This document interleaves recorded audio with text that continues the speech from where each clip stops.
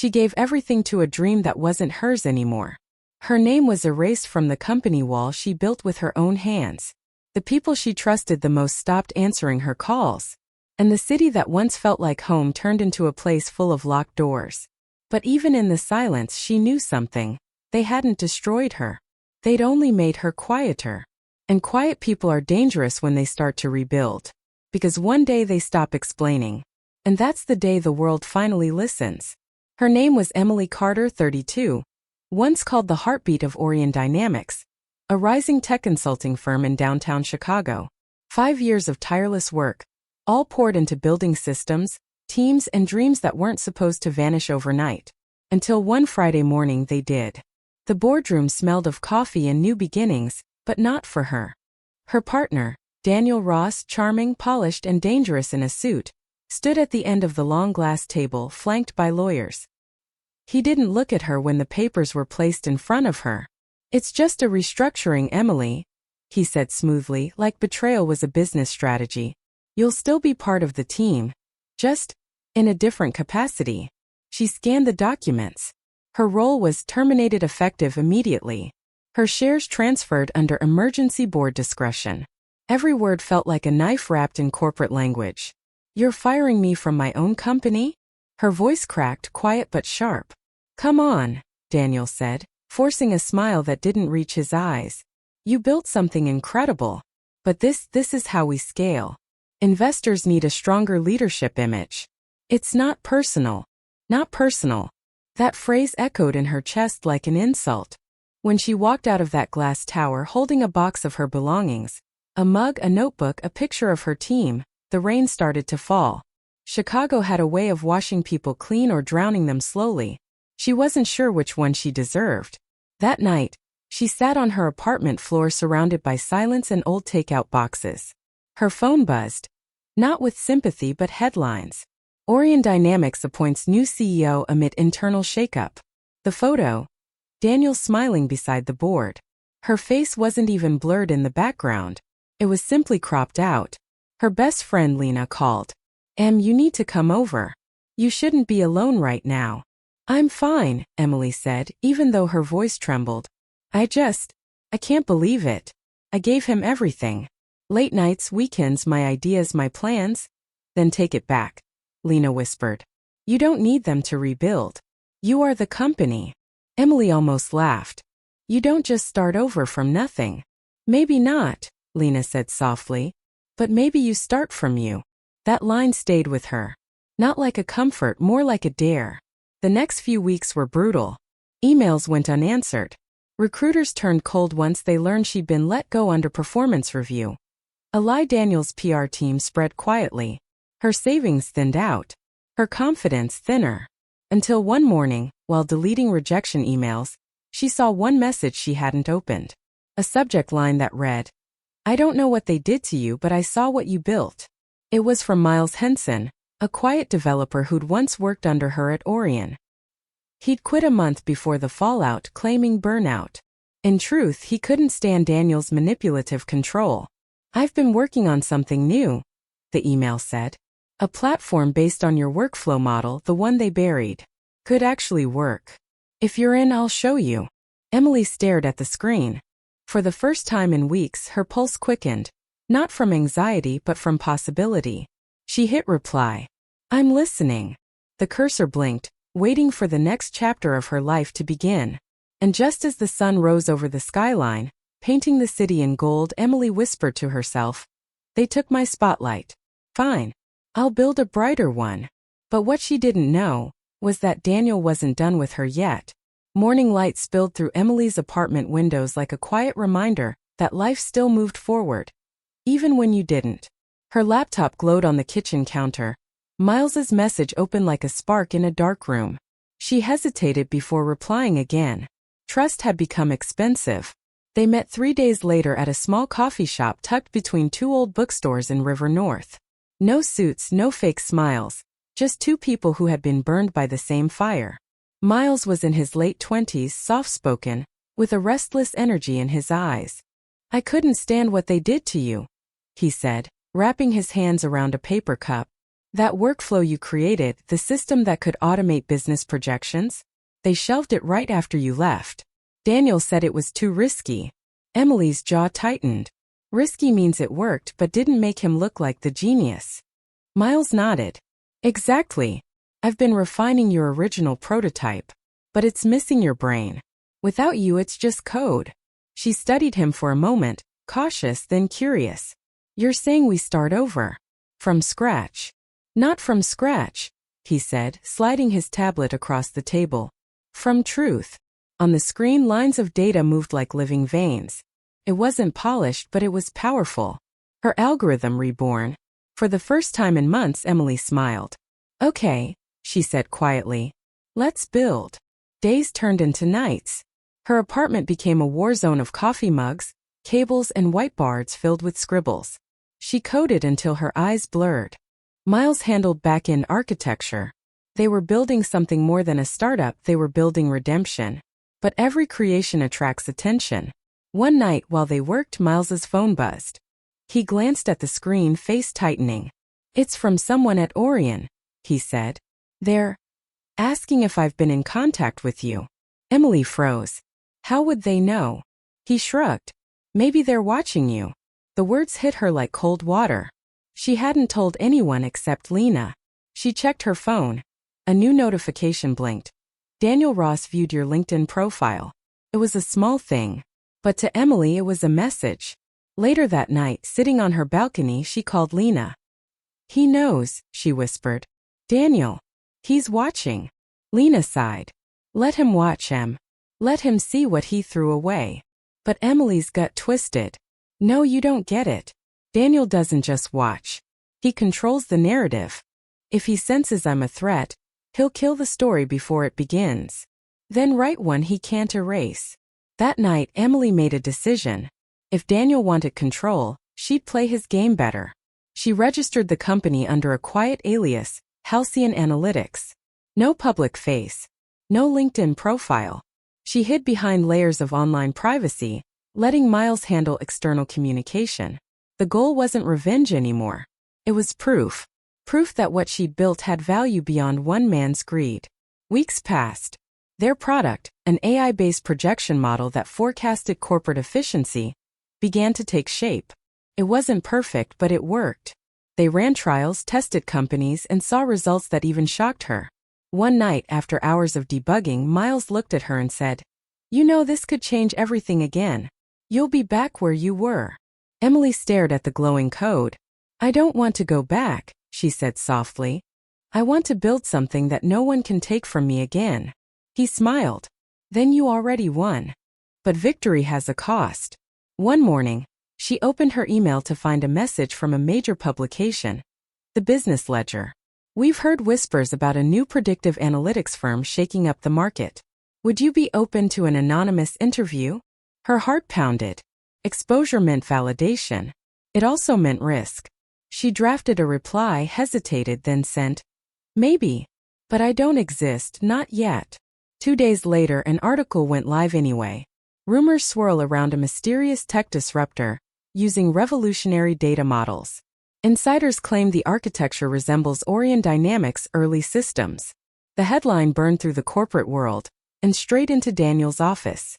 He read it twice, then smiled. Welcome back, Emily, he murmured. Let's see how long you last this time. The next day, Emily's server went down. Everything, code, files, backups, gone in seconds. Miles stared at the dark screen. That wasn't an accident. Emily's pulse thudded in her ears. No, she whispered. It was a warning. She looked out the window as the rain began to fall again. Just like the day she lost everything. Only this time she wasn't the same woman walking away. This time she was coming back. The city was still half asleep when Emily walked through the empty streets, clutching her laptop bag like a lifeline. The rain from last night still clung to the pavement, reflecting streetlights like broken glass. The servers were gone. The data erased. 3 months of work vanished in an instant. But Emily knew Daniel too well. He didn't break things for fun. He broke them to send a message. You'll never outgrow me. She spent hours trying to recover the files. Miles sat beside her, running scripts, eyes bloodshot. Nothing worked. I can rebuild it, he said finally, his voice shaking. It'll take time, but I can. Emily shook her head. No. That's what he wants. He wants us scrambling. He wants us to feel small again. So what do? We stop reacting, she said, her voice quiet but sharp. We start listening. The next day, Emily visited an old contact, Harper Quinn, a cybersecurity expert who'd once audited Orion's internal systems. Harper was blunt, brilliant, and allergic to nonsense. You're saying your servers went dark the same week your ex-partner's company got hacked? Harper raised an eyebrow. That's not coincidence. That's choreography. Emily frowned. You think he did it to himself? Wouldn't be the first time, Harper said. Fake a breach, clean some dirty files, hide what he doesn't want investors to see. But if your data got caught in the crossfire, maybe he's covering more than you know. Emily leaned back, mind spinning. If Daniel was bearing something, it meant he was scared. And if he was scared, she had leverage. When she told Miles, he stared at her like she'd grown wings. You're saying we find what he's hiding? I'm saying, she replied. We expose the man who taught me how to hide things. They spent nights tracing old Orion databases, fragments of systems Emily had built. Most were locked, but not all. She still knew the back doors. And when the first file opened, she froze. Hidden inside one of Orion's internal reports was a trail of fake invoices. Millions of dollars shifted through shell companies, disguised as consulting fees. It wasn't just betrayal. It was fraud. Miles exhaled. This could destroy him. Emily stared at the screen. I don't want to destroy him. I want to make him visible. But visibility cuts both ways. That night, as Emily walked home, she noticed a black sedan parked near her building. Its headlights flicked on for a moment, then off. Watching. Waiting. Her phone buzzed. An unknown number. She hesitated before answering. A familiar voice filled the line. Smooth, practiced, dangerous. Emily, Daniel said softly. You've been busy. Her breath caught. You hacked my servers. Your servers, he laughed. You mean the system you built on stolen code? Come on, Em. Let's not rewrite history. Stolen? You're unbelievable. I'm a businessman, he said. You're an idealist who doesn't know when to stop. So here's my advice, stop now. Before this gets ugly. She didn't answer. She just ended the call and stared at the city skyline. The same one she used to dream under when she thought success meant partnership. Now she knew better. Success meant freedom. By morning, she and Miles had a new plan. They couldn't fight Daniel in boardrooms or with lawyers, he owned them all. But the one thing he couldn't control was truth in motion. They began assembling a presentation, not for investors, not for revenge, but for exposure. A digital trail connecting Daniel's fake transactions to government contracts, using Orion's own timestamp metadata. Harper helped encrypt the findings. When it was ready, Emily looked at the finished file on her screen. Project Phoenix. Miles grinned. Fitting name. She nodded. It's not about burning him down. It's about rising without permission. But before they could release it, a notification blinked on her screen. System access request. External source. Location Orion HQ. Her stomach dropped. Miles' voice trembled. He's already in. The screen glitched and a single message appeared across the display. You never learn, Emily. Some shadows belong in the dark. Then everything went black. Emily's reflection stared back from the dark screen. Tired, angry, unbroken. Okay, she whispered. You want a war? Then let's make it public. And for the first time since losing everything, she smiled. Not from hope, but from fire. Because the moment Daniel tried to silence her again was the moment she realized he just handed her the ending she needed. The morning after the blackout, Emily didn't sleep. She just watched the city wake up. Coffee shops opening, people hurrying to jobs she used to have, dreams she used to chase. Her apartment smelled of burnt coffee and fear. Miles was asleep on the couch, laptop still open beside him. On the screen, a half-broken line of code blinked, like a heartbeat refusing to stop. Emily whispered to herself, if he wants a war in the dark, I'll bring it into the light. She uploaded a fragment of Project Phoenix. Just one document, one trail of false payments, to an anonymous online forum for tech auditors. It wasn't proof, not yet. But it was enough to make people ask questions. By noon, hashtags began trending. Hashtag OrionLeaks, hashtag Daniel Ross fraud. At first, Emily felt a rush, the thrill of justice. But by evening, the thrill turned into chaos. Reporters camped outside Orion's building. Investors panicked. Stock prices fell. And in the middle of the noise, someone leaked her name. Emily Carter, former co-founder, disgraced executive, possible whistleblower. Her phone exploded with messages. Some were supportive. Most were venom. Bitter ex-employee. Liar. Attention seeker. Lena called, her voice trembling. They're tearing you apart online. You need to hide. Emily exhaled slowly. No. If I disappear, he wins again. But they're calling you crazy. They're saying you faked everything for revenge. Emily stared out the window. Then I'll show them what revenge really looks like, and what it costs. That night, Daniel appeared on national television. A calm smile, a perfect suit, a story rehearsed to perfection. He denied everything. Called her a disgruntled former partner. Claimed the leaks were an act of desperation. The world believed him. Of course they did. Men like Daniel didn't need proof, they had presence. Emily sat in silence, watching him rewrite the truth in real time. When the interviewer asked if he had a message for her, Daniel smiled faintly. I hope she finds peace. I really do. It was the most elegant threat she'd ever heard. After the interview, Miles paced the apartment. We can't win like this, Emily. He's too powerful. She looked at him, her eyes tired but burning. Then we stop trying to win. We endure. We let the truth live longer than his lies. Over the next week, they rebuilt their system from the ashes, backed it up offline, encrypted everything with Harper's help.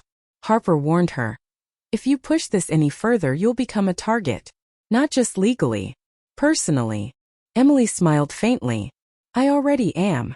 She began sending encrypted versions of Project Phoenix to a select group of independent journalists, the kind who didn't work for corporations, the kind who still believed in the cost of truth.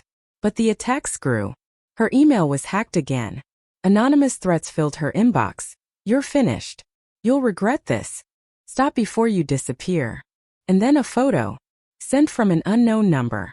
Her apartment door, taken from across the street. She froze. Miles found her sitting on the floor, shaking.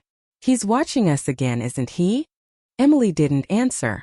She just closed her eyes and whispered. No, he's warning me, he still owns my fear. Miles knelt beside her. Then don't let him. She looked at him, and something shifted in her eyes.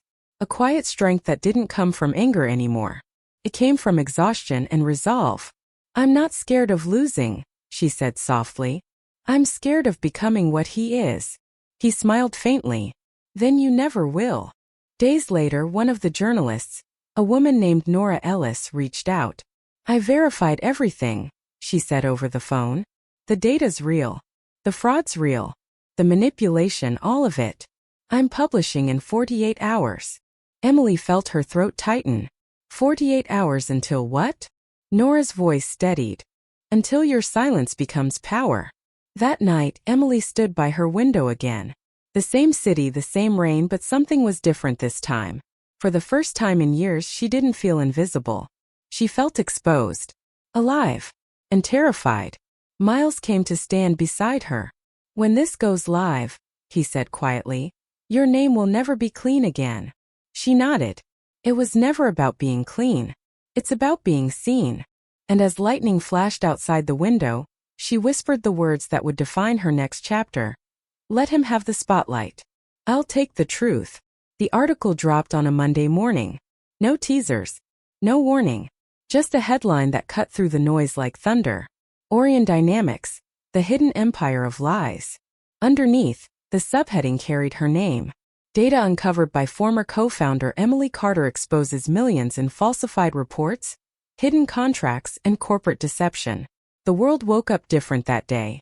Emily sat on her couch, phone buzzing non-stop. Notifications exploded. Journalists calling, lawyers emailing, strangers flooding her social media. Some called her brave. Others called her a traitor. She didn't answer any of them. She just sat in silence, eyes fixed on the screen, watching Daniel's empire crumble in real time. Orion's stock plummeted. Government regulators announced an emergency investigation. Investors fled. Employees leaked more internal chaos. For a moment, the noise outside her window sounded like justice. But inside her chest it felt like loss. Lena called, voice trembling with excitement. You did it. He's finished. Emily stared at the article again. Her own face, tired, haunted, staring back from the headline. No, she said softly. He's not finished. He's cornered. And she was right. By evening, Daniel appeared again. Not in a suit this time, but with the cold confidence of a man who had nothing left to lose. A press statement, a video, a final performance. Everything in that article, he said into the camera, is the desperate act of a woman obsessed with revenge. Emily Carter has fabricated data, stolen company property, and compromised national security contracts. He paused, letting his words slice deep. This isn't about truth. It's about ego. And when this is over, she'll answer for it. Within hours, federal agents showed up at her door. Miles was with her when they knocked. His hand shook as he opened it. 2 men in plain suits, badges glinting. Emily Carter? Yes. We need to ask you some questions about data theft and unauthorized system access. It was like déjà vu. Another boardroom, another accusation. Another moment where truth didn't matter as much as power. At the station, the questions came fast. Who helped her, where she got the files, how she accessed Orion servers. She answered carefully, knowing every word was being recorded. When she finally stepped out into the hallway hours later, Nora was waiting. The journalist looked furious. They're twisting it, Emily. They're trying to make you the criminal. I know, Emily whispered. That's what he does best. Nora sighed. If you go silent now, the story dies his way. Emily looked at her. Then we tell another story. That night she went live. No studio. No script. Just a woman and her webcam. Her voice shook at first. But then it steadied, raw, honest, alive. You've heard his version, she said. Now hear mine. She told the truth, not the clean kind, not the kind people use for headlines, but the kind that bleeds. About working nights until her hands shook. About building systems that were stolen. About trusting the wrong man and losing everything. I'm not perfect, she said quietly. But I'm not a liar. And if truth makes me the villain, then maybe villains are just the ones who stopped pretending. The stream went viral. Millions watched. Not because she was polished, but because she was real. For the first time, the internet didn't see a whistleblower or a criminal. They saw a woman who refused to vanish. Lena called again, crying this time. You did it, Em. They're listening. But Emily knew the truth about truth. It doesn't set you free. It makes you visible. The next morning, she found her apartment door cracked open. Nothing stolen. Nothing broken. Just a note on the counter. It read, You wanted the light. Now stand in it. Daniel's handwriting. She folded the note carefully like a relic. Then looked out the window. The world outside was loud, divided. Half calling her a hero. Half calling her dangerous. Miles stood beside her. He's not done. Emily nodded. Neither am I. And as the camera flash from reporters below lit up the gray Chicago sky, she whispered to herself, I started in his shadow. Now he'll learn what it's like to live in mine. The courtroom smelled like polished wood and tension. Reporters filled the benches, cameras waiting for a glimpse of a woman who'd become a symbol, to some of courage, to others of betrayal. Emily sat at the defense table, palms cold, heart steady. Across the room, Daniel adjusted his tie like he was preparing for another board meeting instead of a federal hearing. Even now, he looked untouchable. The judge entered. The noise dimmed. Charges were read. Corporate fraud. Falsified reporting, obstruction. Both names were listed. Emily Carter. Daniel Ross. When the prosecution began, they spoke of greed, ambition, moral decay. They painted Daniel as a mastermind, but they didn't spare Emily either. She was complicit, the lawyer argued, until she wasn't. Each word landed heavy, like stones thrown at a half-built monument. Emily's lawyer, a young, sharp public defender named Avery Cole, stood tall. My client didn't expose corruption for fame. She did it because silence became a prison. Daniel smirked, eyes locking with Emily's. That same smirk that used to charm investors. Now it just looked hollow. During recess, she found herself standing by the hallway window, looking at the city skyline beyond the courthouse glass. Chicago again.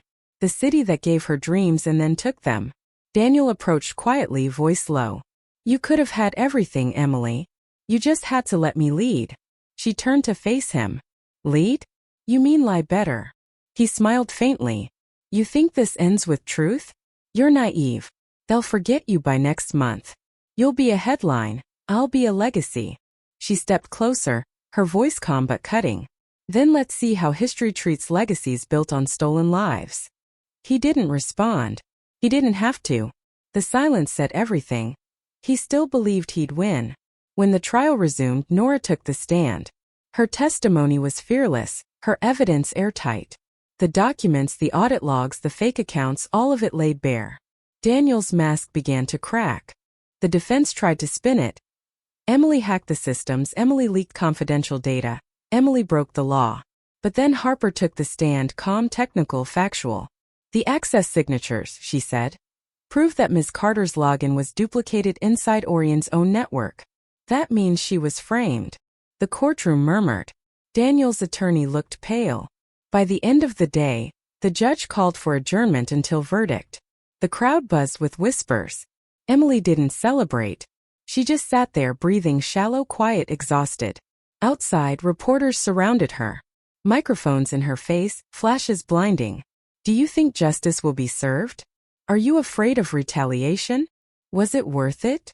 That last one stopped her. Was it worth it? She thought of the night's coding until sunrise. The betrayal. The threats. The isolation. The fear. The loss. And she realized it wasn't about winning.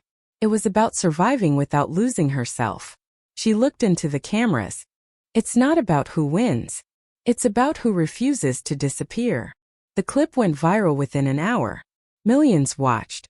Some called her brave, others reckless, but everyone listened. That night, she walked along the riverfront alone. The city lights rippled in the water, distorted but beautiful.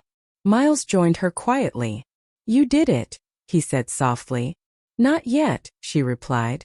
But maybe I can finally breathe again. He smiled. You could rebuild Halcyon for real this time. Clean. Honest. Emily nodded. Maybe. But I don't want to build another empire. I just want to build peace. They stood in silence for a long moment, the kind that feels like healing. But peace doesn't arrive quietly. The next morning, before the verdict, she found an envelope under her apartment door. No name. No sender. Inside, a photograph of her and Miles standing by the river last night. On the back, one sentence. You might win the battle, Emily. But the war never ends. Her hands trembled. She didn't know if it was a warning, or a truth she already understood. At court, she took her seat again. The judge read the verdict. Daniel Ross guilty on all counts. Emily Carter cleared of charges. The courtroom erupted. Cameras flashed. People cried. Emily didn't move. She just closed her eyes, tears falling silently. She had won. But it didn't feel like victory. It felt like the end of something she once loved too much. Outside the courthouse, reporters waited again. Someone shouted, "What will you do now?" Emily looked at the gray sky and whispered, more to herself than to them, "Start again." But this time not for them. And somewhere across the city, Daniel sat alone in a holding cell, smiling faintly, whispering the same words he once told her. It's not personal. 6 months later, the world had already moved on. Orion Technologies was dismantled. Its logo scraped off the glass towers downtown. New companies rose, new scandals brewed. The world never stopped spinning, it just changed faces. But for Emily Carter, time slowed down. She'd traded power suits for plain sweaters, conference rooms for sunlight. Her new office was a small studio above a coffee shop, where she worked on ethical data tools for small nonprofits. No shareholders. No secrets. No lies. One morning she received a letter, handwritten, unmarked. Inside, a clipping from a magazine. The headline read, "From Whistleblower to Founder, How Emily Carter Rebuilt from Ruins." And below it, A short note in block handwriting. You made them listen. She smiled faintly. She didn't know who sent it, Nora Harper, maybe even Miles. But it didn't matter. The noise had faded. The silence finally felt safe. That afternoon, she walked to the park by the river. The same place she had once stood the night before the verdict. The skyline shimmered, still scarred but beautiful. Miles joined her again, coffee in hand. He looked at her, studying her face. You look different. I feel different, she said. For the first time, I'm not trying to prove anything. He nodded. That's what freedom looks like. They sat on a bench, watching the wind ripple the water. Children laughed somewhere nearby. The city kept breathing, loud, restless, alive. After a while, Miles asked, Do you ever think about Daniel? She hesitated. Sometimes.